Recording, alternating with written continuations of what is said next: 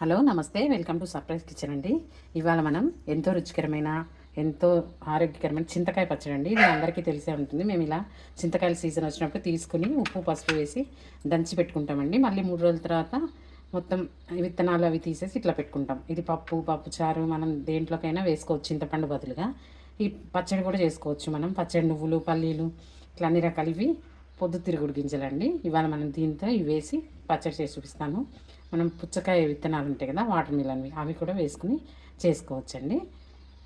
ముందుగా కళాయి పెట్టుకుని అందులో ఇవి 1 టేబుల్ స్పూన్ వేసుకుని వేయించుకోవాలి. ఇందులోనే కొంచెం జీలకర్ర, ఇలా సన్ఫ్లవర్ సీడ్స్ వేగిపోయినాయండి. జీలకర్ర ఇది వేపుకొని పక్కన పెట్టుకుందాం. ఇప్పుడు పచ్చిమిర్చి తీసుకుందాం.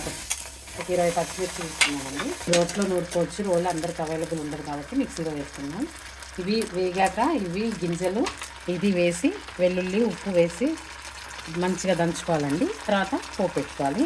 ఇది ఇలాగా లాస్ట్ ఇయర్ బాగుంటుందండి. నేను ఇది వేగాక చల్లారాక మిక్సీ పట్టి చూపిస్తాను మీకు.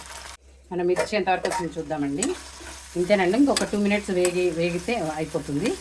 ఇది అన్ని చల్లారాక ఈ గింజలు ఈ మిర్చి మన చింతకాయ అది ముద్ద వెల్లుల్లి ఉప్పు తగినంత ఉప్పు వేసి మిక్సీ పట్టుకొని పోపు పెట్టేటప్పుడు చూపిస్తాను మీకు.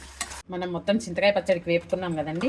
మనం ఇట్లా మిక్సీ పట్టుకున్నామండి అన్నీ వేసి సాల్ట్ తోటి. ఇవి పచ్చి ఆనియన్ ముక్కలండి, చిన్న కట్ చేసుకుని వేసుకోండి. మీకు ఇష్టం ఉంటేనేనండి. అందరు తింటారు తినరు కదా ఉల్లిపాయ పచ్చిది. మీకు ఇష్టం ఉంటే వేసుకోండి. మాకైతే చాలా ఇష్టం అండి. పచ్చడి తినేటప్పుడు మధ్య మధ్యలో తగులుతూ ఉంటే చాలా టేస్టీగా ఉంటుంది పచ్చడిలో ఊరి. ఇప్పుడు మనం పచ్చడికి పోపు పెట్టుకుందామండి. కళాయి తీసుకుని కొంచెం తగినంత ఆయిల్ వేసుకుని పోపు గింజలు వేసుకుందాం. అందులోనే ఒక 2 ఎండుమిర్చి కొంచెం కరివేపాకు ఇది మొత్తం వేగని.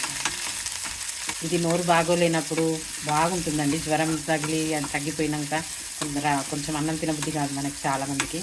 అట్లాంటప్పుడు ఈ పచ్చడి కొంచెం నెయ్యి వేడి అన్నంలో వేసుకొని తింటే ఆహా అనాల్సిందేనండి. చాలా బాగుంటుంది. మీరు చేసుకుని మా కమెంట్ బాక్స్లో కమెంట్ చేయండి టేస్ట్ ఎలా ఉందో. ఇలా పచ్చడి మొత్తం పోపు వేగాక వేసుకోవాలండి. మనం ఇందులో ఇలా మొత్తం పచ్చడి వేసుకొని కలుపుకోవాలి. అంతేనండి, చాలా గుమగుమలాడుతుందండి. గుమగుమలాడే చింతకాయ రోటి పచ్చడి రెడీ అండి. అంతేనండి. Thank you for watching. Please like share and subscribe our channel.